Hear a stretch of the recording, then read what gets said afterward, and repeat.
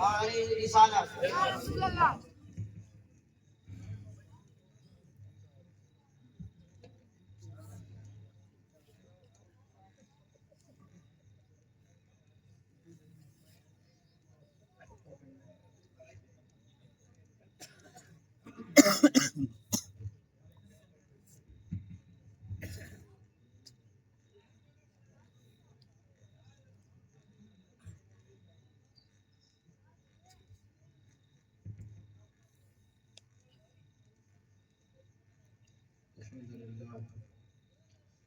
الحمد لله رب العالمين والعاقبة للمتقين والصلاة والسلام على سيد الأنبياء والمرسلين وعلى آله وأهل بيته وأصحابه وذرياته أجمعين أما بعد فأعوذ بالله من الشيطان الرجيم بسم الله الرحمن الرحيم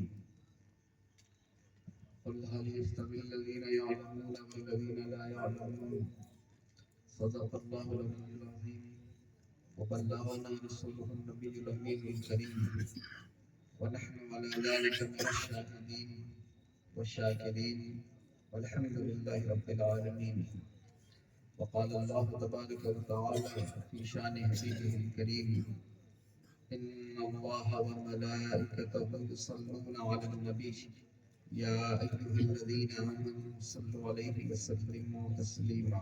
اللهم صل على سيدنا محمد وعلى سيدنا مولانا صلى وصلاة وسلام عليك يا رسول الله صلى الله عليه وسلم وعلى آلك وأصحابك يا نور الله صلى الله تعالى عليه وسلم. ممبر شریف پر جلوہ فراز جملہ علماء ذوی الاحترام شورائے اسلام نقیب اجلاس اور معزز سامعین و حاضرین معزز خواتین اسلامیہ السلام علیکم ورحمۃ اللہ تعالی وبرکاتہ. اللہ رب العزت کا فضل ہے، اس کی دی ہوئی توفیق سے ہمارا آج کی اس خوبصورت نشست میں حاضر ہے. اللہ تبارک و تعالی ہم سب کی حاضری کو قبول فرمائے. جناب حافظ سید چشتی صاحب قبلہ دعوت پر آج کی اس محفل میں حاضری کا شرف حاصل ہوا ہے اور آپ اطمینان و سکون کے ساتھ تشریف فرما ہے. پتہ نہیں کتنی دیر آپ تشریف رکھیں گے. آپ سے زیادہ میری ماں بہنیں مجھے احساس ہوتا ہے کہ وہ یہاں حاضر ہیں. اچھا کلام پڑھا جناب مظہر الہٰبادی صاحب نے. ترنم بھی خوبصورت اور ان کی آواز بھی بہت خوبصورت ہے. اللہ تبارک و تعالیٰ انہیں مزید عشق رسول عطا فرمائے. نقیب ہندوستان جناب نفیس صاحب قبلہ حبیبی نے خوبصورت اشعار پیش کیے ہیں اور آنے کے بعد میں چونکہ کچھ آرام کرنے لگا مجھے خبر نہیں ہو سکی کہ کون کون آج کے جلسے میں ہے. سڈنلی میں اٹھا نمبر پر آ گیا ہوں تو میرے ذہن میں جو آیت مستحضر تھی میں نے اس کی تلاوت کر دی ہے. اس کے ضمن و ذہن میں علم کے حوالے سے کوئی گفتگو میں آپ سے کروں گا. ٹھیک ہے؟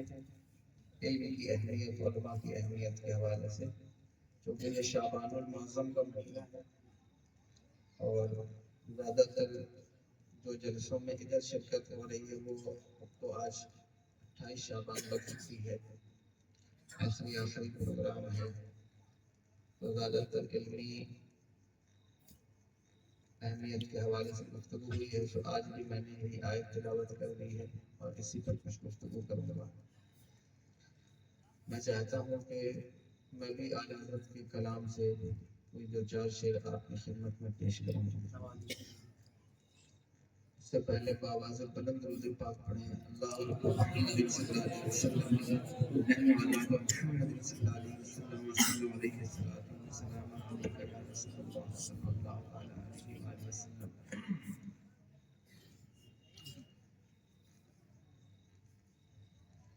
سنتے ہیں کہ محشر میں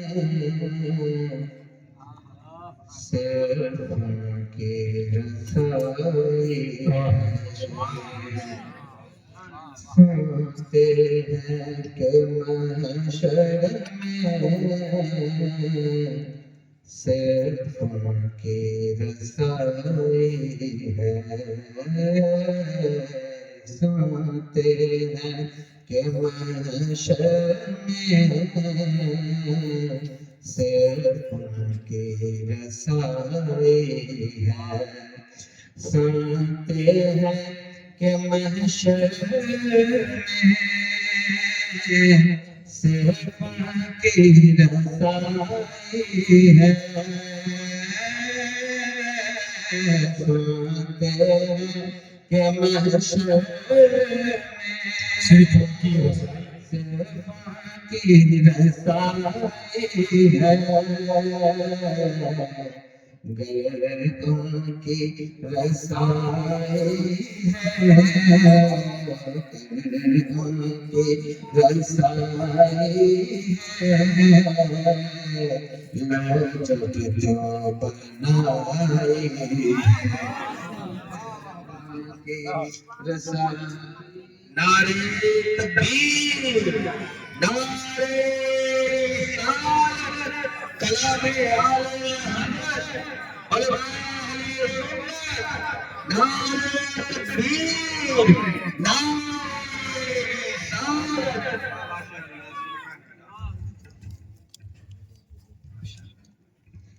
گر ان کی رسائی ہے لو جب تو بنائی ہے اب مچلا ہے کہ رحمت نے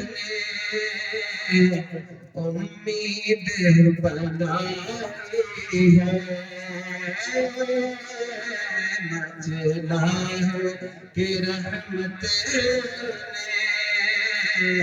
امید بنائی ہے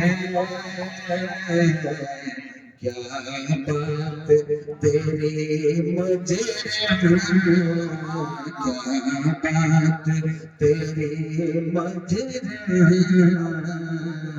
کیا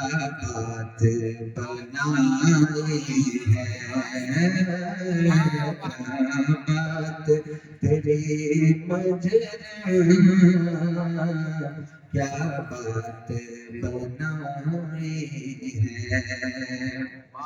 علامت کا کلام ہے اس لیے سمجھنے میں دشواری ہوتی ہے بعض اوقات لیکن کلام رضا ہے اس لیے آپ اس کو توجہ سے سنیے اور کلام اعلیٰ حضرت کا ایک فیضان یہ بھی ہے کہ جو اس کو سمجھ کر پڑھتا ہے اس پر بھی عشق کا رنگ چڑھتا ہے اور جو بغیر سمجھے پڑھتا ہے اس پر بھی عشق کا رنگ چڑھتا ہے آپ نہیں سمجھ رہے تو بغیر سمجھے ہی آپ اس کو سمجھنے کی کوشش کیجیے ٹھیک ہے ایک شعر ایسا پڑھتا ہوں جو انشاءاللہ آپ کی سمجھ میں آئے گا سب نے سب محشر میں للکار دیا سب نے سب محشر میں للکار دیا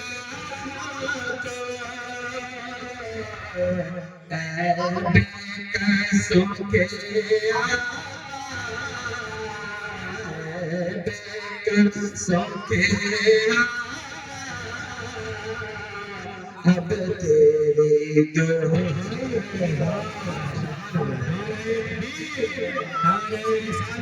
مسلک اعلیٰ حضرت کلام اعلیٰ حضرت حضور سید صاحب قبلہ قصوں کے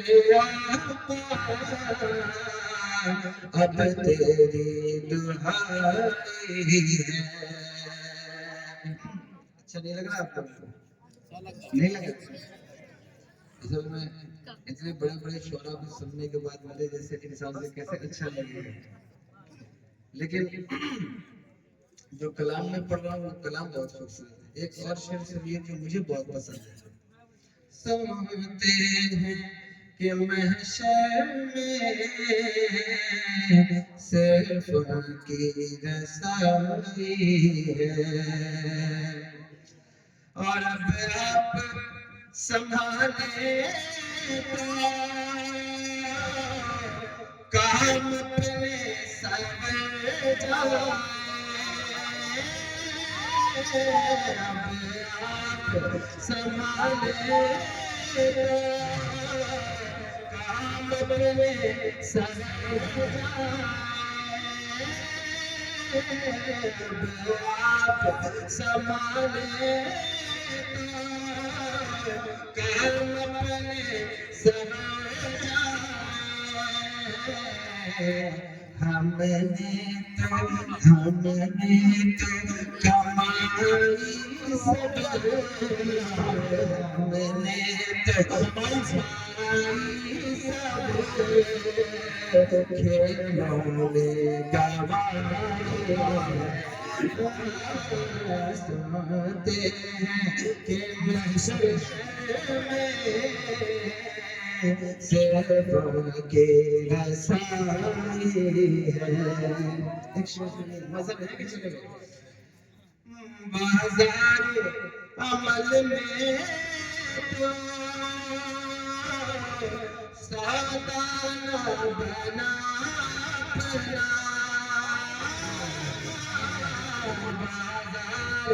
عمل میں تو سادانہ بنا پڑا. عمل میں تو سادانہ بنا پڑا. سرکار کرم تجھ میں سرکار کرم تجھ میں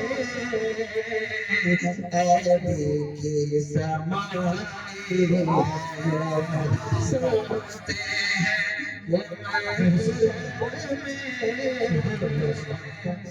صرف کی رسائی ہے. سنتے ہیں کہ محشر میں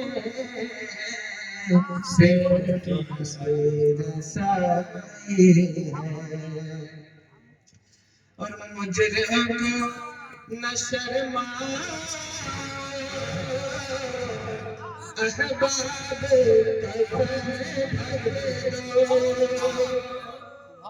جب کسی کا انتقال ہوتا ہے ایسا عام طور پر گاؤں میں ہوتا ہے, پتہ نہیں آپ کا ہوتا ہے کہ نہیں, کہ لوگ اس کا چہرہ کبھی ڈھانک دیتے ہیں کبھی کھول دیتے ہیں, یا ڈھانک دیا پھر کوئی آیا اس کا کھول دیا.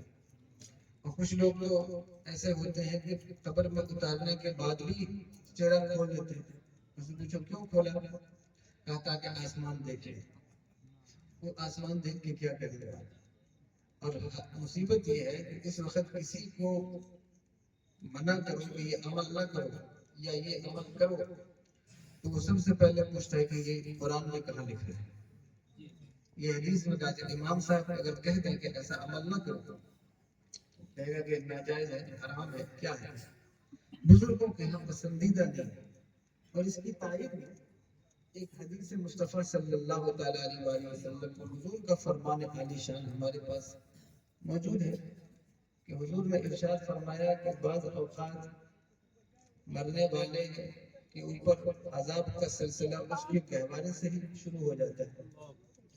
تو جب آپ چہرہ ڈھانک لیتے ہیں ممکن ہے کہ کوئی عذاب اس کے اوپر شروع ہو گیا ہو. اللہ تعالیٰ محفوظ رکھے, ہم سب کے چہروں کو خراب ہونے سے بچائے.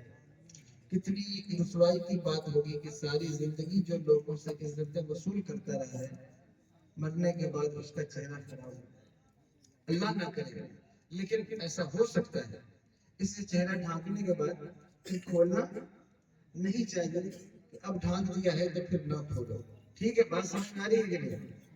اور اس کی دلیل کیا ہے کیوں ایسا نہ کرو؟ یہ اعلیٰ شیخ مجرم کو نہ شرمائے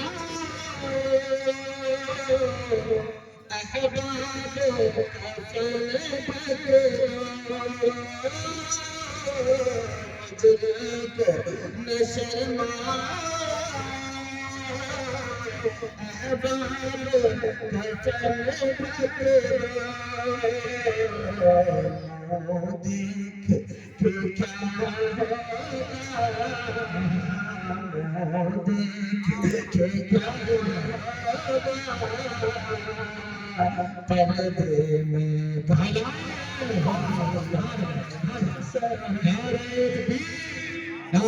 رسالت کلام اعلیٰ حضرت فیضان حضور غوث اعظم ہیں کہ محشر میں صرف ان کی رسائی ہے۔ اعلیٰ حضرت کا یہ کلام ایسا ہے کہ اگر اس کا مقطع نہ پڑھا جائے تو اس کلام کے ساتھ ناانصافی ہو جاتی ہے۔ ویسے ہر کلام کے ساتھ ناانصافی ہے، لیکن اس نعت پاک کے ساتھ بالخصوص ناانصافی ہو جائے گی، اس لیے مقطع سننا۔ مطلع کہتے ہیں اس شعر کو جو نعت کے شروع میں یا غزل کے شروع میں آتا ہے، سب سے فصل جو شعر ہوتا ہے اس کو کیا کہتے ہیں؟ اتنے دن سے آپ نعت سنتے ہیں، اگر آپ کو مطلع، قافیہ، ردیف یہ بھی نہیں پتا ہے تو پھر آپ کو اس پر غور کرنا چاہیے کہ کم سے کم اتنا جلسہ سننے والوں کو مطلع تو پتا ہونا چاہیے کہ مطلع کون ہے اور مقطع کون ہے، ٹھیک ہے؟ تو اعلیٰ حضرت نے شروع میں کہا سنتے ہیں کہ محشر میں صرف ان کی رضائی ہے۔ اس میں ایک بات نکلتی ہے کہ پتہ نہیں ہے یا نہیں ہے، کیونکہ سنتے ہیں تو ان کے عشق کو یہ گوارا نہیں ہوا کہ میں نے کہا ہے اور میں اس کا ازالہ نہ کروں۔ انہوں نے مقطع میں اس کا ازالہ کیا، وہ شعر سے کہا سنتے ہیں نہیں بلکہ یقین کامل ہے کہ مجھے اسے، اس لیے مطلع کا رد فرمایا ہے مقطع میں۔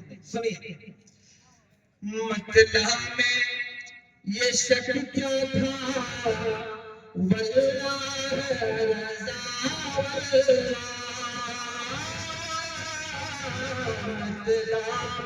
یہ شک کیا تھا واللہ رضا واللہ،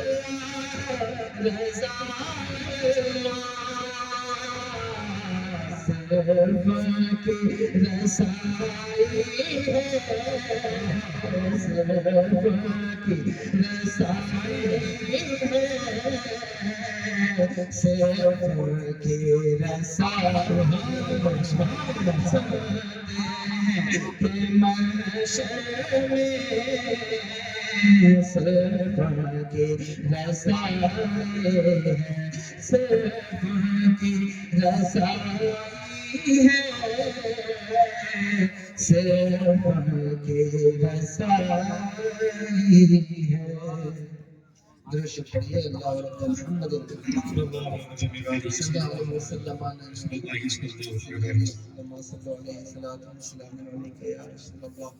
صلی اللہ تعالی علیہ وسلم۔ اللہ تبارک و تعالی نے قرآن مجید میں ارشاد فرمایا ہے کہ عالم اور جاہل کبھی برابر نہیں ہو سکتے۔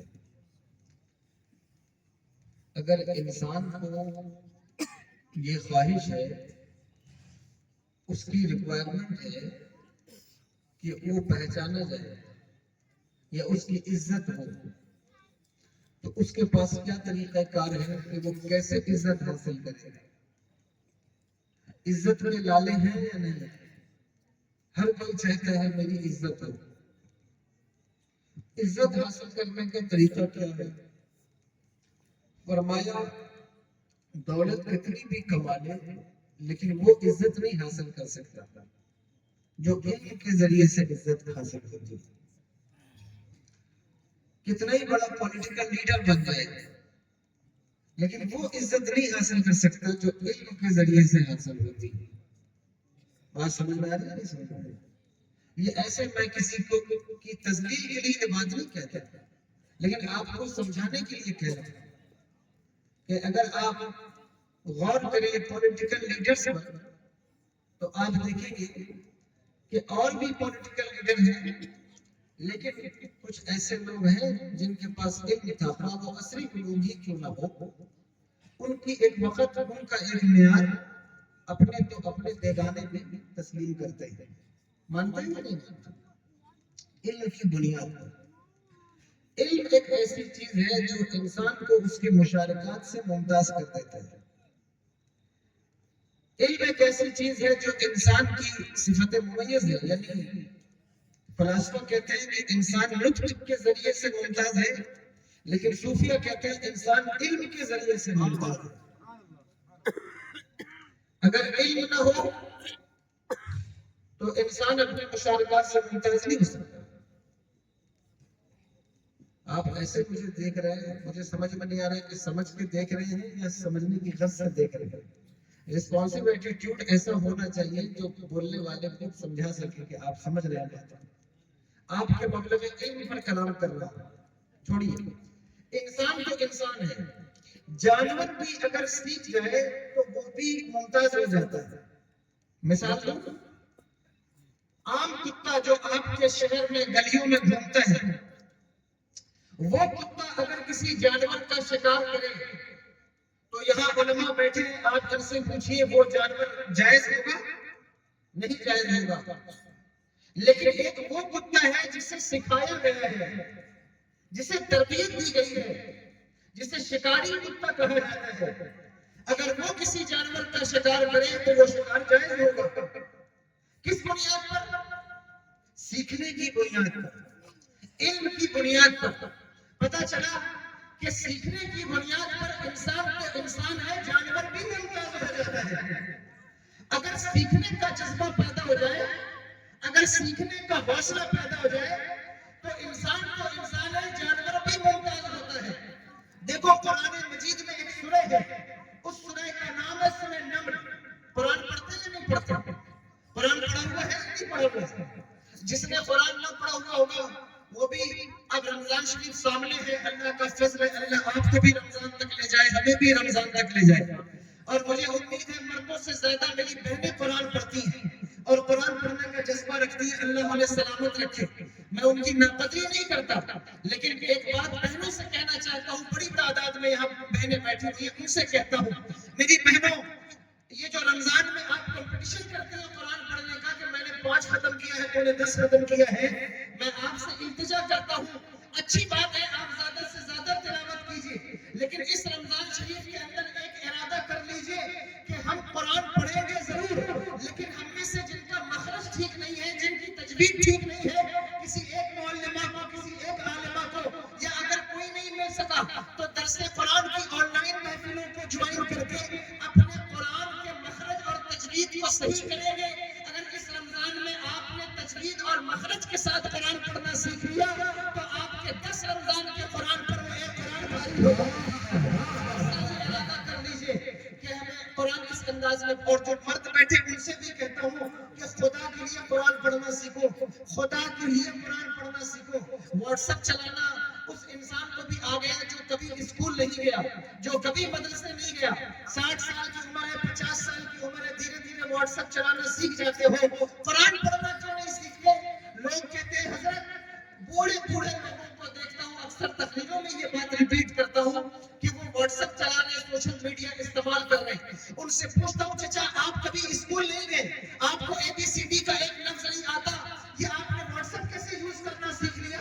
فرماتے ہیں بیٹا بچہ میرا UK رہتا ہے، بچہ دبئی رہتا ہے، اگر واٹس ایپ چلانا نہیں سیکھوں گا بچے سے بات کیسے کروں گا؟ میں کہتا ہوں اگر بچے کی محبت آپ کو واٹس ایپ چلانا سکھا سکتی ہے تو اللہ کی محبت قرآن پڑھنا کیوں نہیں سکھا سکتی؟ اللہ کی محبت قرآن کا مخرج کیوں نہیں سکھا سکتی؟ تجوید کیوں نہیں سکھا سکتی؟ زمانہ گزر گیا، مدرسے نہیں جا سکے، اسکول نہیں جا سکے، کم از کم اللہ اکبر کسی ایک عالم کو ہائر کر دو، کسی ایک خطیب، کسی ایک مدرسے کے متعلم کو پکڑ لیں اور اس سے کہیں کہ بیٹا آپ مجھے اس رمضان المبارک میں میرا قرآن صحیح کرا دے، وہ آپ کا قرآن صحیح کرا دے. اگر کسی عالم کو ہائر کر سکیں، ہائر کر لیں، 10-20 ہزار 50 ہزار جو لگے کہ آپ اس کو بلا لیں، وہ آپ کو بھی، آپ کے بچوں کو بھی، آپ کی فیملی کو بھی قرآن کا درس دے گا. آپ اللہ اکبر کبیرہ، وائی فائی کا کنیکشن لیتے، اس کا ریچارج آپ کراتے ہیں مہینے میں، آپ کو ماتھے پر کوئی شکن نہیں ہے۔ آپ کے یہاں ٹی وی کا کیبل لگا ہوا ہے، اس کا آپ مہینہ پے کرتے ہیں، آپ کو کوئی ٹینشن نہیں ہے۔ اللہ اکبر، آپ کے موبائل کا ریچارج منتھلی بنا ہوا ہے، آپ کو کوئی ٹینشن نہیں ہے۔ یعنی آوارہ بےہودہ اور بے حیائیوں کو فروغ دینے والی چیزوں پر پیسہ خرچ کرنے پر اگر آپ کے ماتھے پر کوئی شکن نہیں ہے، پھر کسی عالم دین کو 10-5 ہزار دے کر اگر وہ آپ کے بچوں کو قرآن پڑھائے، اگر وہ آپ کی فیملی کو درس قرآن دے، تو آپ کے ماتھے پہ شکن کیوں آتا ہے؟ دیکھو کرچھنا کے مسلمانوں، پہلی مرتبہ میں آپ کے یہاں آیا ہوں اور یہ اللہ اکبر رمضان کا مہینہ شروع ہونے جا رہا ہے۔ میں آپ سے التماس کرتا ہوں، خدا کے لیے آپ جس چیز کو اہمیت دیتے ہیں، آپ کی زندگی میں وہ چیز اجاگر ہو جاتی ہے۔ اگر آپ بے حیائیوں کو اہمیت دے رہے ہیں، بے حیائیوں کو پروموٹ کر رہے ہیں، تو آپ کے معاشرے میں بے حیائیاں اجاگر ہو رہی ہیں۔ جس دن آپ نے دین کو اہمیت دینا شروع کر دیا، قرآن کو اہمیت دینا شروع کر دیا، علماء کو اہمیت دینا شروع کر دیا، آپ کے معاشرے میں شرابی اور جواری اور زانی اور بلاکاری نہیں پیدا ہوگے۔ اللہ کی عزت کی قسم، آپ کے معاشرے میں سچے ائمہ پیدا ہوں گے، مفسرین پیدا ہوں گے، محدثین پیدا ہوں گے، اور کچھ نہیں تو کم سے کم معاشرے کو سنبھالنے والے مبلغین ضرور پیدا ہوں گے۔ آپ یہ عمل کریں، لیکن آپ ساری چیزوں پر توجہ دیتے ہیں، ان چیزوں پر توجہ نہیں دیتے۔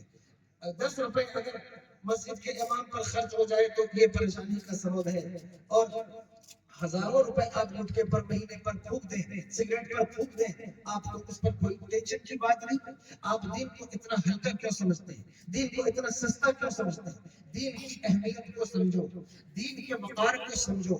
جو قوم اپنے دین کو بائی ہارٹ نہیں لیتی، وہ قوم برباد ہو جاتی ہے۔ ساری دنیا سے توقع کرتے ہو کہ دنیا تمہیں عزت دے، دنیا تمہیں وقار دے، اور دنیا تمہیں برا بھلا نہ کہے۔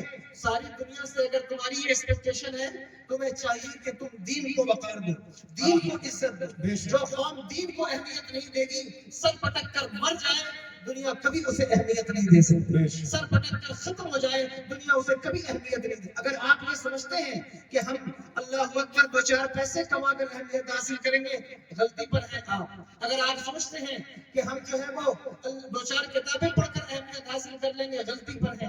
آپ کو دین کو اہمیت دینا ہوگا، دینی علوم کو اہمیت دینا ہوگا، اسی بنیاد پر اللہ آپ کو عزت عطا فرمائے۔ بات سمجھ میں آ رہی ہے نہیں سمجھ میں آتی؟ سمجھ میں آ رہی ہے بات؟ دیکھو، علم کی بنیاد پر جو اہمیت ملتی ہے وہ بتانا چاہتا ہوں۔ قرآن پاک میں ایک سورہ ہے، اس کا نام ہے سورہ نمل۔ اس کا مطلب ہوتا ہے چیونٹی۔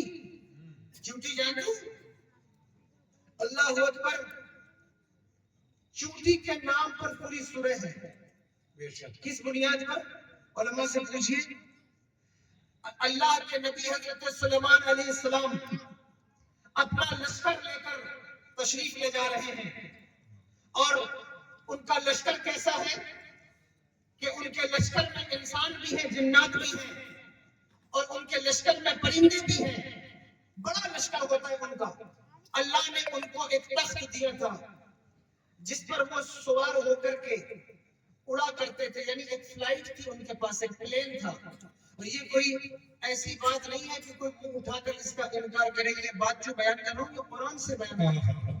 اللہ تبارک و تعالیٰ ارشاد فرماتا ہے وَلِ سُلَيْمَانَ وَرَوَاهُ شَهْرٌ، یہ آیت مبارکہ ہے کہ ہم نے سلیمان کو وہ ہوا کو مسخر کر دیا ہے ان کے لیے کہ وہ 1 مہینے کا سفر صبح میں کر لیتے ہیں اور 1 مہینے کا سفر کو شام کو کر لیتے ہیں۔ ایسا تخت حضرت سلیمان علیہ السلام کو اللہ نے عطا فرمایا تھا، اور ان کا لشکر بہت بڑا تھا۔ وہ لشکر لے کر زمین پر چلتے ہوئے وہ کسی طرف تشریف لے جا رہے تھے کہ راستے میں چونٹیوں کی وادیاں آ گئی۔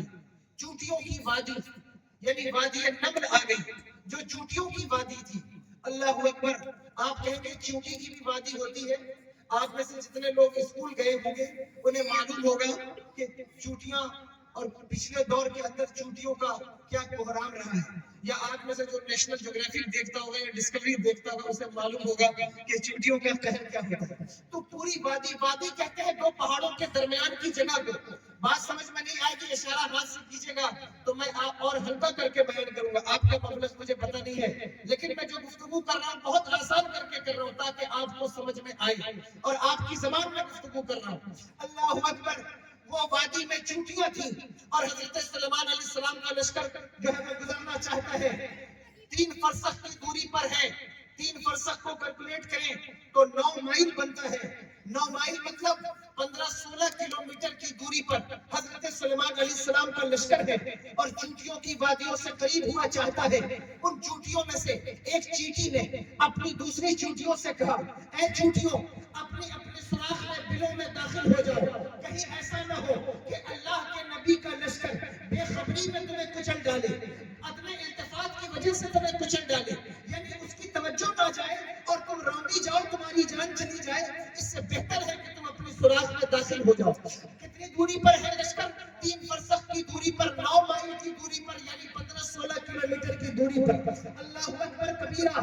آپ جب جلسوں میں آتے ہیں تو ہم آپ کو عمل کی طرف بھی متوجہ کرتے ہیں, عقیدے کی طرف بھی متوجہ کرتے ہیں. کتنی دوری پر لشکر ہے؟ 16 کلومیٹر کی دوری پر. اور چیٹی نے یہ بات کہی, میں نہیں کہتا, کسی بزرگ کی کتاب میں نہیں لکھا ہوا ہے بلکہ اللہ کے کلام میں لکھا ہوا ہے کہ چیٹی کی اس آواز کو 16 کلومیٹر کے فاصلے سے حضرت سلیمان علیہ السلام نے سنا ہی نہیں بلکہ سن کے سمجھ بھی لیا اور سمجھ کر مسکرا بھی دیے. اللہ اکبر. قرآن کا تبسم ہے کہ حضرت سلیمان علیہ السلام چونٹی کی بات کو سن کر سمجھ بھی گئے اور سمجھ کر مسکرا بھی دیے. اگر آپ ماہرین سے پوچھیں کہ چونٹی کے منہ میں کتنے دانت ہوتے ہیں, وہ کہیں گے چونٹی کے منہ میں دانت نہیں ہوتے بلکہ اس کے آگے 2 بال ہوتے ہیں جس کو رگڑ کر وہ سگنل پاس کرتی ہے, ایک دوسرے کو ڈیٹا ٹرانسفر کرتی ہے یا منہ سے منہ ملا کر بات کرتی ہے. اچھا اگر کوئی مان بھی لے کہ چونٹی کی منہ میں زبان ہے تو چونٹی کو اٹھا کر کسی کے کان کے اندر رکھ دو اور پھر اس سے پوچھو کہ بتا یہ چونٹی عربی میں بات کر رہی ہے یا انگلش میں بات کر رہی ہے. اگر وہ اللہ اکبر سماعت رکھتا ہے تو پوچھو اس سے کہ یہ چونٹی کیا بات کر رہی ہے, کوئی نہیں بتا سکے گا. بڑے سے بڑی مشین لگا لو لیکن چونٹی کی آواز کا والیوم نہیں ناپ سکتے کہ چونٹی نے کیا بات کی ہے. اللہ اکبر کبیرہ. اللہ کا ایک نبی ہے جو 16 کلومیٹر کے فاصلے سے چونٹی کی آواز کو سن رہا ہے, سمجھ رہا ہے, سمجھ کر مسکرا بھی رہا ہے. یہ کون سا نبی ہے؟ وہ کون سا نبی ہے؟ جب ہم اس نبی کو دیکھتے ہیں تو ہمیں پتا چلتا ہے یہ وہ نبی ہے جو مسجد اقصی میں میرے نبی کے پیچھے بن کے کھڑا ہے اور میرا نبی امام بن کے کھڑا ہے. پتا چلا جب مقتدی کی سماعت کا عالم یہ ہے تو امام کی سماعت کا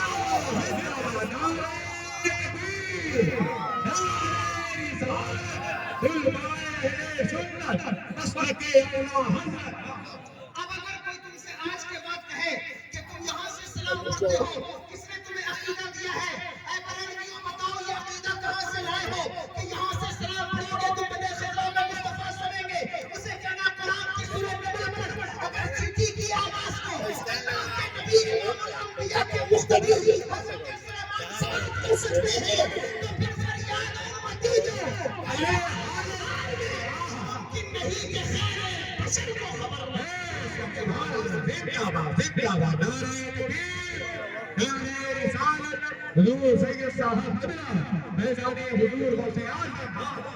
یہ عمل کے ساتھ ساتھ آپ عقیدے پر بھی توجہ رکھیں کہ اگر چونٹی کی آواز کو وہ سنتے ہیں تو پھر میرا نبی مدینے سے آپ کی آواز کو کیوں نہیں سنے گا.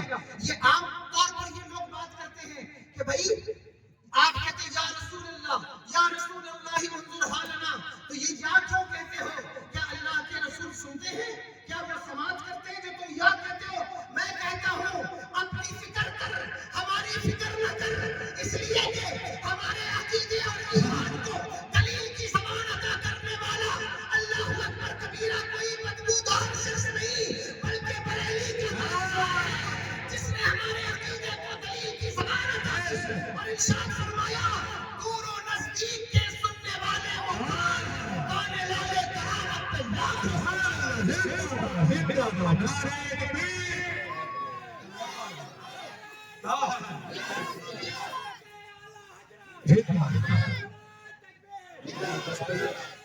اس لیے یہ بات آپ سے کہتا ہوں اپنے عقیدے کی بھی علم نہیں ہوتا ہے تو عقیدہ خراب ہوتا ہے. اگر علم نہیں ہوگا تو عقیدہ خراب ہو جائے گا. جتنے میرے بزرگ چچا ہیں جن کی داڑیاں سفید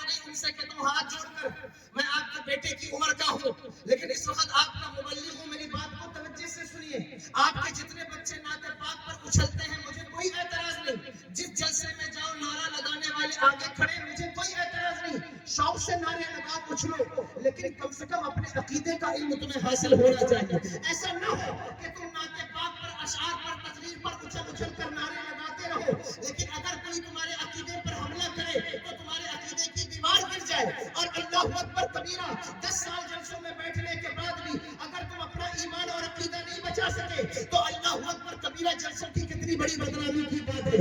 اس لیے علماء کی مجلس سے قریب ہو اور اپنا ایمان بھی بچاؤ, عمل بھی بچاؤ, عقیدہ بھی بچاؤ. اگر عقیدہ نہیں بچے گا تو عمل کی بنیاد رکھو گے کس پر, عمل کی بلڈنگ کھڑی کس پر کرو گے. اس لیے عقیدہ سب سے اہم ہے, عقیدے کو جاننا بہت ضروری ہے اور تمہیں معلوم ہونا چاہیے کہ جو بد عقیدہ ہے اس سے ہمارا فاصلہ کیا ہونا چاہیے. دیکھو شب برات ہو, شب معراج ہو, ربیع النور ہو, 11ویں ہو, 12ویں ہو, جب بھی یہ جو ہے وہ مبارک مہینے آتے ہیں, محفلیں آتی ہیں, لوگوں کی زبانیں کھل جاتی ہیں, وہ تمہارے عقیدے پر گفتگو کرتے ہیں, وہ نوجوانوں کا عقیدہ خراب کرنا چاہتے ہیں. کس بنیاد پر؟ چونکہ نوجوانوں کے پاس علم نہیں ہے, بزرگوں کے پاس علم حاصل کرنے کا موقع نہیں ہے, عورتوں بچیوں کے پاس اللہ اکبر کبیرہ یہ موقع آپ نے فراہم نہیں کیا ہے کہ وہ اپنے مسلک, اپنے مذہب کے اعتقاد کی بنیادی دلائل کو جان سکیں. اگر آپ نے ان کو یہ موقع نہیں دیا, اس کا نتیجہ کیا نکلتا ہے؟ نتیجہ یہ نکلتا ہے کہ بچی ہے سنی کی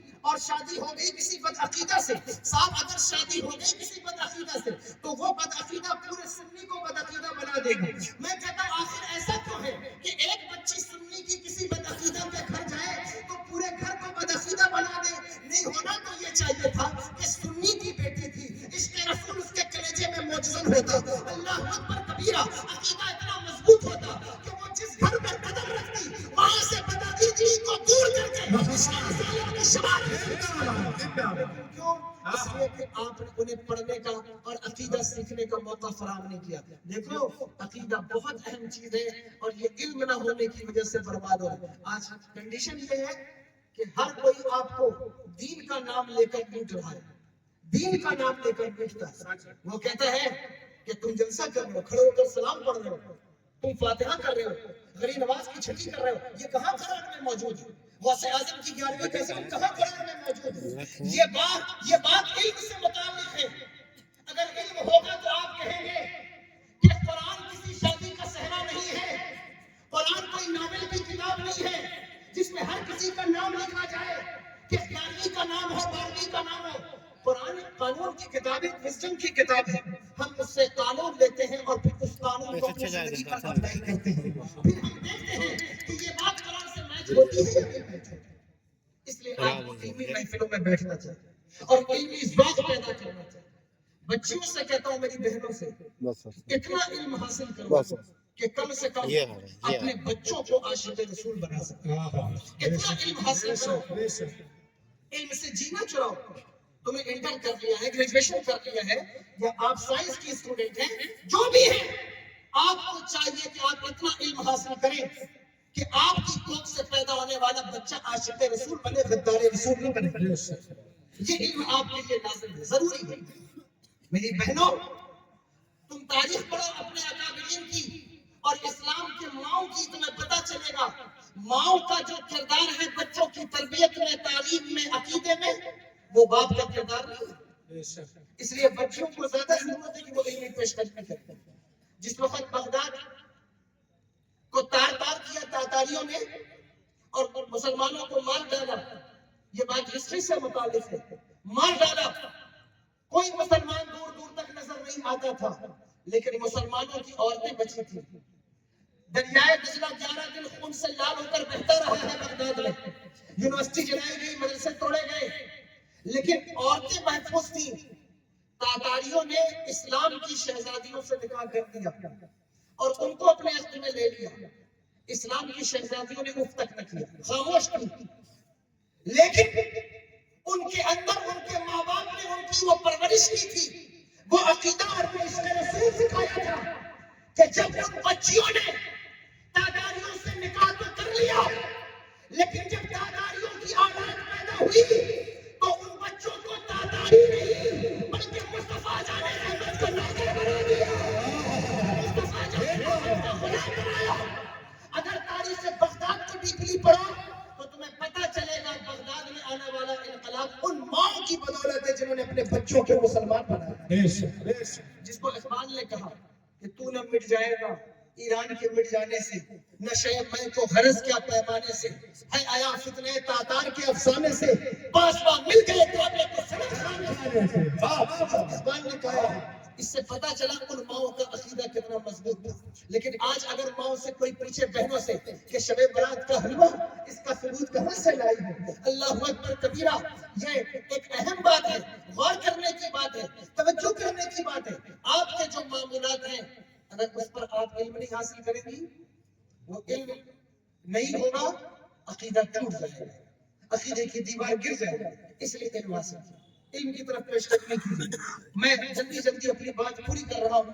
اللہ اکبر، عرض یہ کرنا چاہتا ہوں کہ اس چیٹی کے نام پر آپ اپنے گاؤں کا نام رکھتے ہیں پردھان جی کے نام پر، سڑک کا نام ہوتا ہے ودھائک کے نام پر، آپ مسافر خانوں کے نام رکھتے ہیں، ہوٹلز کے نام رکھتے ہیں کسی کے نام پر، اور پھر کبھی کبھی وہ نام بدل بھی دیا جاتا ہے۔ جیسے الہ آباد کا نام ہے، آپ دیکھیں یہ ایک مشن ہے کہ نہیں ہے کہ نام بدلو ابھیان چل رہا ہے کہ یہاں نام بدلو وہاں نام بدلو، ٹھیک ہے، ہم اس پر کوئی اعتراضی گفتگو نہیں کر رہے، لیکن میں ایک بات کہہ رہا ہوں کہ آپ نام رکھ بھی دیں پھر وہ نام بدلا جا سکتا ہے۔ آپ نے رکھ دیا یہ نام، یہ گاؤں کا نام کسی کے نام پر، دوسرا پردھان بنے کا ہو سکتا ہے اس نام کو چینج کر دے، دوسرا ودھائک آئے، دوسرا سی ایم آئے، دوسری حکومت آئے، پھر اس نام کو چینج کر دے، لیکن اللہ نے اللہ اکبر ایک چیٹی کے نام پر پوری قرآن کی سورہ کا نام رکھ دیا، اور قیامت تک اس سورہ کا نام نہیں بدلا جائے گا۔ یہ احساس اس چیٹی کو کیوں ملا ہے؟ امام فخر الدین رازی کہتے ہیں یہ اسے علم کی بنیاد پر ملا۔ کون سا علم؟ کہاں سے یہ علم تھا کہ اللہ کے نبی کا لشکر کبھی جانوروں کو، چیٹیوں کو بھی جان بوجھ کر نہیں مارتا۔ اللہ اکبر کبیرہ، اس کو معلوم تھا، اس کو یہ علم تھا کہ اللہ کے نبی کا لشکر جان بوجھ کر چیٹیوں کو بھی نہیں روکتا۔ اس علم کی بنیاد پر اللہ نے اسے قیامت تک آنے والی چیٹیوں کی سردار بنا دیا۔ علم انسانوں کو بھی ممتاز کرتا ہے اور جانوروں کو بھی، بولیے، ممتاز کرتا ہے۔ اس لیے علم حاصل کریں، علم کی طرف توجہ کیجیے اور علمی پیش قدمی کیجیے اور علمی محفلوں میں بیٹھنے کا ذوق پیدا کریں۔ ابھی یہ علماء آپ کو میسر ہیں آپ کے شہر کے اندر، ابھی ان کی قدر آپ کو سمجھ میں نہیں آتی۔ جائیے اس علاقے میں جا کر دیکھیے، میں گیا ہوں، دنیا میں ایسے علاقے بھی موجود ہیں جہاں لوگ انتظار کرتے ہیں کسی عالم دین کا، کسی مولانا صاحب کا کہ وہ آ جائیں اور آ کر کے ہمارے یہاں اذان دے دیں، ہمارے یہاں اللہ اکبر کبیرہ کو فاتحہ پڑھ دیں۔ اس کا آپ جائیے افریقہ کے جنگلوں کے اندر آپ کو دکھائی دے گا یہ منظر، وہاں یہ کنڈیشن آج بھی موجود ہے۔ زیادہ دور نہیں، آپ کے یہ جو جزیرے ہیں ہندوستان کے قریب میں، آپ ویسٹ انڈیز چلے جائیں، زمبابوے چلے جائیں، تو آپ دیکھیں گے جزائر ایسے ہیں جہاں لوگ ان لوگوں کا انتظار کرتے ہیں کہ وہ آئے اور ہمارے یہاں آ کر کوئی اس طریقے کا کام کرتے ہیں۔ لیکن آپ کے یہاں علماء موجود ہیں، طلباء موجود ہیں، آج ان کی قدر نہیں ہے، آج ان کی اہمیت آپ کو سمجھ میں نہیں آتی۔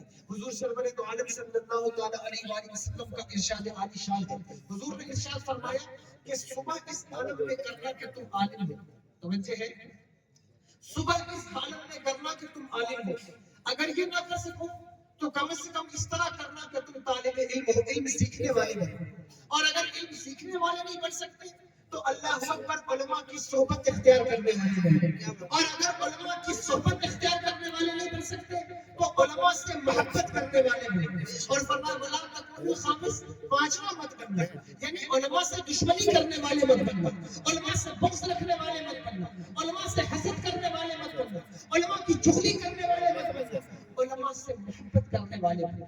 جو علماء سے محبت کرتا ہے اللہ اسے بادشاہی عطا فرماتا ہے، اس کے بچوں کو رزق میں فراخی عطا فرماتا ہے۔ اگر آپ تاریخ پڑھیں، توجہ ہے، سن رہے ہیں بات کو یا نہیں؟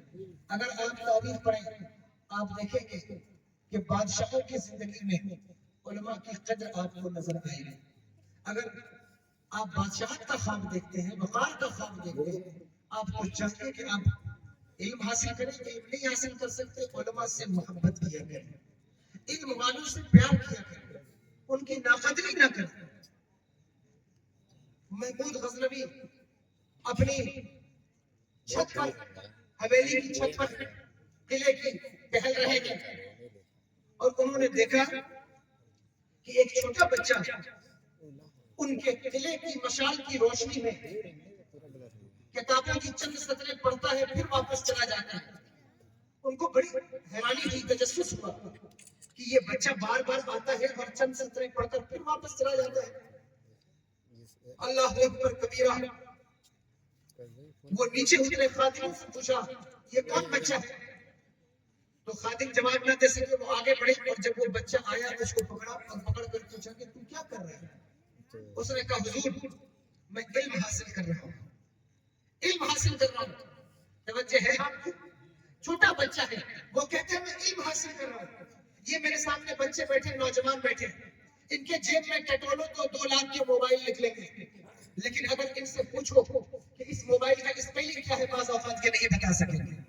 آپ ان بچوں سے پوچھئے, ان کو بائک کے اسٹنٹ کا شوق ہے, لیکن آپ ان سے پوچھئے کہ یہ جو بائک ہے اس کو بنانے والے انجینئر کا نام کیا ہے, وہ نہیں بتا سکیں گے. یہ توجہ طلب بات ہے, غور کرنے والی بات ہے. ساری زندگی اگر ہنسی اور مزاج میں گزر جائے گی تو یہاں بیٹھ کر ہنسنا تمہارے لیے آسان ہے, لیکن یاد رکھنا پوری دنیا تم پر ساری زندگی ہنستی رہے گی, پوری دنیا ساری زندگی تمہارا مذاق اڑاتی رہے گی. کیوں؟ اس بنیاد پر کیونکہ تم نے علم کو سیریس نہیں لیا ہے, علم کو اہمیت نہیں دی ہے. تم یہ سمجھتے ہو کہ 4 پیسے جیب میں ہو, اچھا موبائل جیب میں ہو, اچھی بائک ہمارے پاس ہو, پھر ہمیں روکنے والا کون ہے, پھر ہمیں روکنے والا کون ہے؟ ساری دنیا کے سامنے مذاق بن جاؤ گے نوجوانوں. خدا کے لیے ہوش کے ناخن دو, اٹھو اور بیدار ہو, علم کی طرف پیش قدمی کرو. ابھی یہ بچوں کے ایگزام کا موسم آیا ہے, ایگزام چل رہے ہیں. دیکھیے کتنے بچے ایسے ہیں, مسلمانوں کے بچے جو ایگزام کی پریپریشن صحیح ڈھنگ سے کرتے ہیں, مجھے نہیں معلوم, لیکن بچوں سے زیادہ بچوں کے بارے میں جانتا ہوں. میں بھی ایک اسکول, ایک ادارہ چلانے والا انسان ہوں, مجھے معلوم ہے کہ بچوں سے زیادہ محنت یہ بچیاں کرتی ہیں. خدا کے لیے محنت کرو. اگر مدرسے نہیں جاتے ہو, اسکول جاتے ہو, تو اسکول کی زندگی میں ہی اچھے پرفارمنس دے سکتے ہو, اچھی محنت کر سکتے ہو. ضروری نہیں ہے کہ ہر 18-20 سال کے بعد جو ہے وہ کوئی دکان کھول کر بیٹھنا ہی ہے تمہیں. نہیں, علم کی طرف پیش قدمی کرو, علم کی طرف آگے بڑھو. اللہ نے تمہیں جو دماغ دیا ہے, دنیا کی کسی قوم کے بچوں کو اللہ نے وہ دماغ نہیں دیا. قوم مسلم کے بچوں کو جو دماغ ملا, دنیا کے کسی بچوں کو وہ دماغ نہیں ملا. اگر تم مجھ سے دلیل مانگو, میں تمہیں دلیل دیتا ہوں. ہمارے یہاں 7 سال کا بچہ 30 پارہ حافظ قرآن بن کر بیٹھا ہے. بتاؤ دنیا کے کسی مذہب, کسی قوم کے بچے کے اندر یہ ٹیلنٹ ہو, نہیں دکھا سکتے. لوگ کہتے ہیں یہودیوں کے بچوں کے پاس جو دماغ ہے وہ گاڈ گفٹڈ ہے. میں کہتا ہوں ہوگا گاڈ گفٹڈ, میں انکار نہیں کرتا, لیکن مسلمانوں کے بچوں کو جو دماغ ملا ہے, دنیا کی کسی قوم کے بچوں کا وہ دماغ نہیں ہو سکتا. اس لیے کہ 9 مہینے میں قرآن یاد کرنے والے ہمارے یہاں, 7 سفر میں قرآن یاد کرنے والے ہمارے یہاں, اللہ اکبر 10-10 ہزار احادیث مبارکہ یاد کرنے والے ہمارے یہاں, فقہی جزیات کو رٹنے والے ہمارے یہاں. اور ہمارے یہاں علم کی قدر کرنے والوں کو اگر پلٹ کر دیکھو تو پتا چلے گا علمی لیول کیا ہے. لیکن افسوس اس بات پر ہے کہ آپ کو موبائل کے گیم سے فرصت نہیں, آپ کو ناچ گانے اور بے حیائی سے فرصت نہیں, آپ جو ہے وہ عیاشیوں سے فرصت نہیں, آپ کو گٹکا کھانے اور چوراہوں پر اسٹنٹ کرنے سے فرصت نہیں. دنیا یہی چاہتی ہے کہ تمہارا طریقہ کار نہیں بنا لے. اس لیے تمہیں بھلے نہ پتا ہو, دنیا کو معلوم ہے کہ جو ذہن تمہارے پاس ہے, جو دماغ تمہارے پاس ہے, جو مزاج تمہارے پاس ہے, اگر تم کہیں تعلیم کی طرف لگ گئے, اگر تم کہیں پڑھائی کی طرف لگ گئے, تو دنیا کو معلوم ہے کہ تمہیں کوئی کمپٹیشن نہیں دے سکے گا, تمہارا کوئی مقابلہ نہیں کر سکے گا. اس لیے دنیا نے تمہیں ان چیزوں میں الجھایا ہے کہ تم گٹکا کھا لو اور اس میں الجھے رہو. تم یہ 10,000 کا موبائل لے لو اور انٹرنیٹ فری کر دیا گیا ہے تاکہ تم دن رات اس میں الجھے رہو. بلو فلموں کی عادتیں ڈل جائیں, اللہ اکبر کبیرہ, شراب کی, رم کی, کورکس کی, دوائیوں کی عادتیں تمہارے اندر پیدا کی جائیں. کیوں یہ دنیا کر رہی ہے, اس کی وجہ کیا ہے؟ سنو میں تمہیں وجہ بتاتا ہوں, اور یہ کوئی خطابت کا جملہ نہیں ہے, خدا کی قسم ذمہ داری سے کہتا ہوں. تمہیں نہیں اندازہ ہے اپنے ذہن کا, دنیا کو اندازہ ہے کہ اگر اس قوم کے بچے بیدار ہوئے تو پھر دنیا میں کوئی ان کا مقابلہ نہیں کر سکے گا. اس لیے کہ جب اس قوم کے بچے بیدار ہوتے ہیں تو کوئی امام غزالی پیدا ہوتا ہے, کوئی عبدالرحمن جامی پیدا ہوتا ہے, کوئی فصیح خیر آبادی پیدا ہوتا ہے, کوئی امام احمد رضا اعلیٰ حضرت پیدا ہوتا ہے, کوئی مفتی اعظم پیدا ہوتا ہے, کوئی تاج الشریعہ پیدا ہوتا ہے. اس لیے وہ تمہیں الجھاتے ہیں. خدا کے لیے جاؤ اور خدا کے لیے اپنی اس روش کو چھوڑ دو, اپنی اس روش سے توبہ کرو اور علم کی طرف पेशकश करो, इल्म की तरफ आगे बढ़ो और कोशिश करो कि तुम दुनिया की जरूरत बन जाओ, दुनिया की जरूरत बन जाओ। अल्लाह अकबर कबीरा। जो लोग जरूरत नहीं होते उन्हें मार दिया जाता है, जिनकी जरूरत नहीं होती उन्हें खत्म कर दिया जाता है। तुम्हारे मोहल्ले में मक्खियां रहती हैं, तुमने देखा होगा मक्खियां हद से बढ़ जाएं तो उनके लिए बैडमिंटन आते हैं जिनसे उन मक्खियों को मारा जाता है। लोगों से पूछो कि इन मक्खियों को मारने की वजह क्या है, इन मच्छरों को मारने की वजह क्या है, वो बताएंगे कि ये इतनी ज्यादा हो गई है, इनकी जरूरत हमें कुछ भी नहीं है, इसलिए हम इन्हें मार रहे हैं। लेकिन उसी प्रजाति की एक और मक्खी है, जिस मक्खी को शहद की मक्खी कहा जाता है, उसे मारा नहीं जाता बल्कि उसकी फार्मिंग की जाती है, उसे फार्म में पाला जाता है। लोगों से पूछो क्यों पाला जा रहा है, तो इसलिए पाला जा रहा है कि इसके मुंह से निकलने वाला शहद हमारी जरूरत बन गया है। अगर हम इसे मार देंगे तो शहद कैसे मिलेगा? पता चला जो लोग माशरे पर बोझ बन जाते हैं उन्हें मार दिया जाता है, और जो माशरे की जरूरत बन जाते हैं उन्हें मारा नहीं जाता, उन्हें पाला जाता है। माशरे पर बोझ न बनो, माशरे की जरूरत बनो। जो तुम्हें मार रहे हैं खुदा की कसम वो तुम्हारे जूते साफ करते नजर आए अगर तुम इनकी तरफ पेशकश नहीं करो। इसलिए कुरान पुकार कर कहता है कुल हल यस्तवी लजीना यालमून वल्लजीना ला यालमून।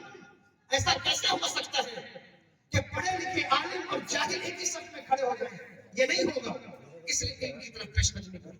करछना वालों, मेरे पास तो वक्त नहीं है और मुझे 1 घंटे गुफ्तगू करना था, 45 मिनट से ज्यादा हो गए, लेकिन मैं जो जहन बना सकता था मैंने आपके लिए कोशिश की। आप इल्म की तरफ पेशकश नहीं कीजिए। बहुत लंबा मौजू है, आप इस पर सुनना चाहें कि इल्मी तारीफ क्या रही है इस्लाम की, अगर आप इस मौजू को छेड़ दें, मैं तो बहुत अदना तालिब इल्म हूं, आपकी कई रातें खत्म हो जाएंगी, ये मौजू खत्म नहीं होगा। लेकिन आपको जो इस्तेफादा इससे करना है वो ये है कि आपको इल्म की तरफ आगे बढ़ना है। छोटा बच्चा है और वो वहां खड़े होकर के इल्म हासिल करना है, किताब पढ़ रहा है और पढ़कर फिर वापस चला जाता है। महमूद गजनवी को सारी जिंदगी ये कंफ्यूजन रहा है। 3 क्वेश्चन उनके जहन में रहे हैं। वो क्या? पहला क्वेश्चन उनके जहन में था कि ये जो हदीस है पाक है अल उलमा वरसतुल अंबिया, कि अंबिया के वारिस उलमा हैं, क्या ये हदीस सही है, इसके रिजाल सही है या नहीं?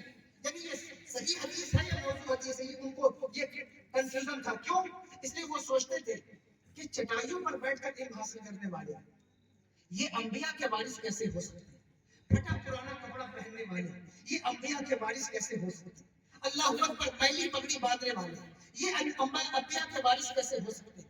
अल्लाह अकबर कबीरा। वो सिर्फ उन्हीं को कंफ्यूजन नहीं था, क़यामत तक ये लोगों को कंफ्यूजन रहेगा।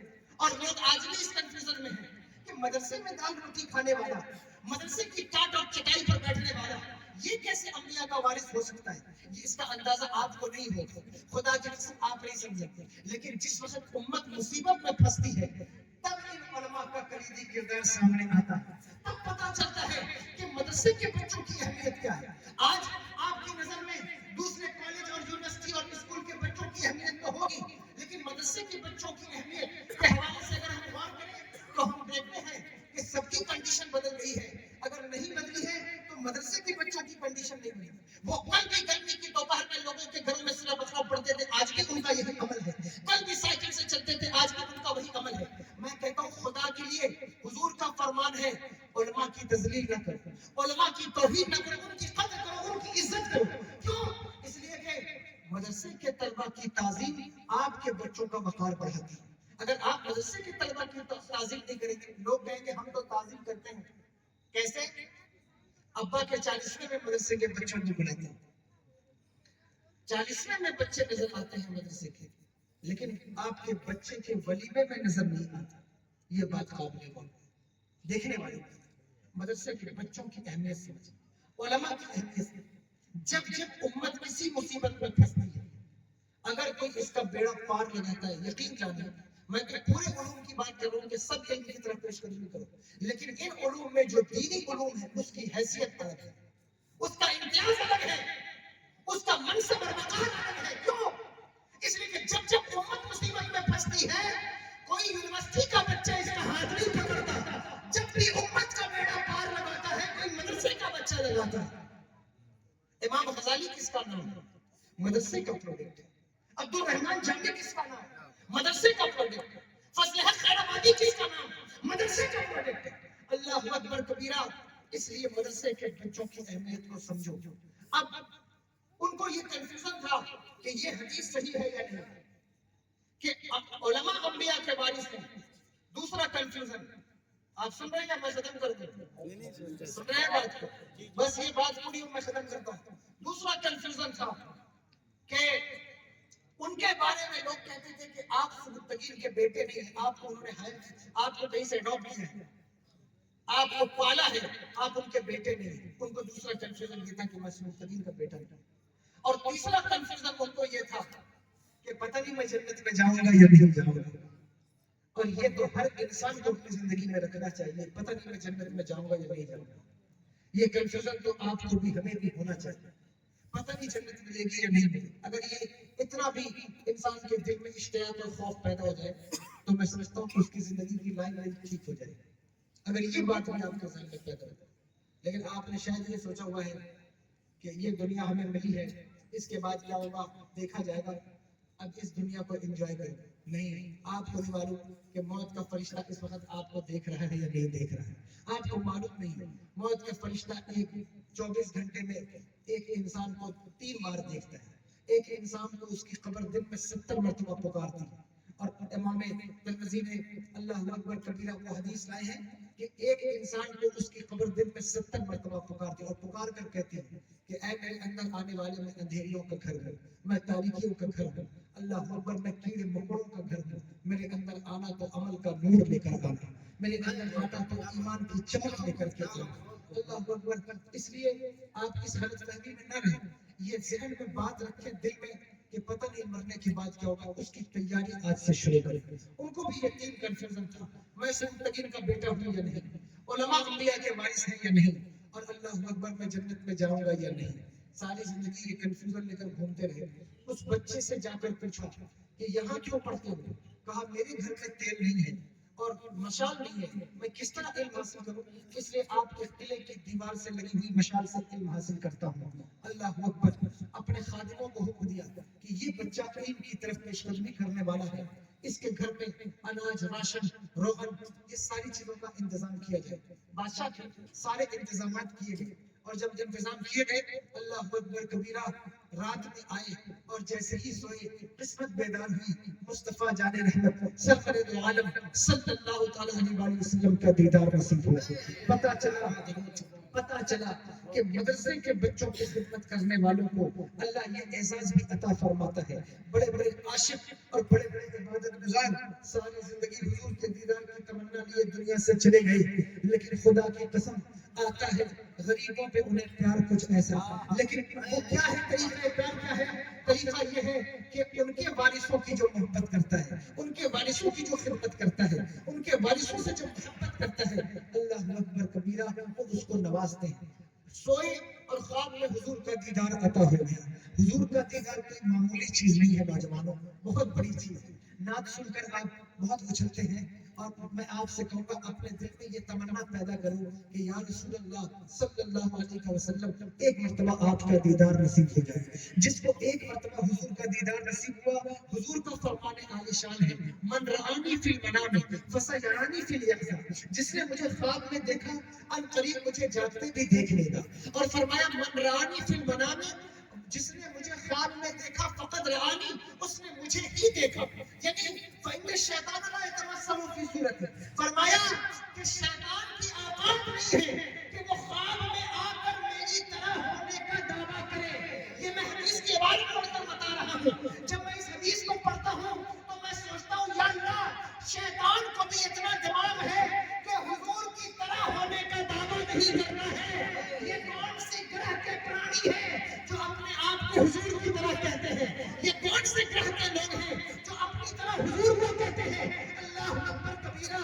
हुजूर की तरह होना, ये आप सोचिए कि कितनी खतरनाक। शैतान को मालूम है कि मैं भी हुजूर की तरह होने का दावा नहीं कर सकता। ख्वाब में हुजूर तशरीफ लाए और जब ख्वाब में तशरीफ लाए तो हुजूर ने एक जुमले में हजरत महमूद गजनवी के सारे सवालों का जवाब दे दिया। तवज्जो है, सुन रहे हैं? फरमाया ऐ सुबुत्तगीन के बेटे, तूने मेरे वारिस की मदद की तो अल्लाह ने तुझे जन्नत अता फरमा दी। एक जुमले में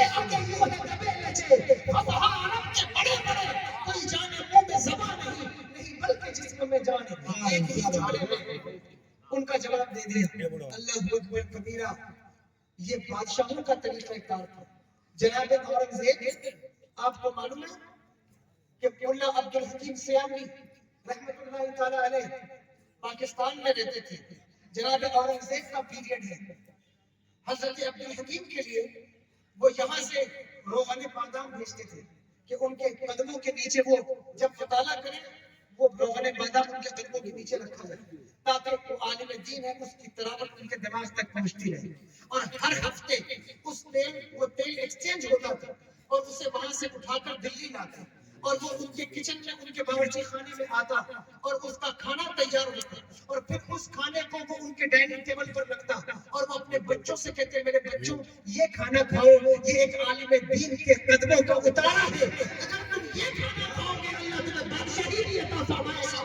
علم بھی عطا فرمائے گا جب تک بادشاہ علماء کی اس طرح قدر کرتے رہے اللہ نے انہیں بادشاہت سے نوازا لیکن جب علماء کی ناقدری شروع ہو گئی جب طلباء کی ناقدری شروع ہو گئی جب علماء پر تمرے پڑے جانے لگے جب علماء کو ذلیل کہا جانے لگا اللہ اکبر کبیرہ قوم بھی برباد ہوئی قوم کا وقار بھی برباد ہوا اگر آج بھی چاہتے ہو کہ اللہ تمہیں وقار دے اللہ تمہیں عزت دے اللہ تمہیں سربلندی دے اللہ تمہیں سرمایہ دے اللہ تمہیں عزتوں کا عزتوں کی منصب عطا کرے تو تمہیں چاہیے کہ علم کی قدر کرو علم والوں کی قدر کرو اور علم کی طرف پیش قدمی کرو اس کے بارے میں کہا کہ ایسا نہیں ہو سکتا کہ عالم اور جاہل برابر ہو جائے یہ نہیں ہوگا اس لیے علم کی طرف پیش قدمی لمبی گفتگو میں نے کر لی ہے اور میں سمجھتا ہوں آپ بھی اپنے تھک گئے ہوئے میں تو اتنی اس پر گفتگو جو میں نے کی ہے میں زیادہ دیر گفتگو کرنے کا قائل نہیں ہوں کہ 1.5 گھنٹہ 2 گھنٹہ گفتگو کی جائے اس لیے کہ آپ کی میموری کے حساب سے آپ کی کیپیسٹی کے اعتبار سے گفتگو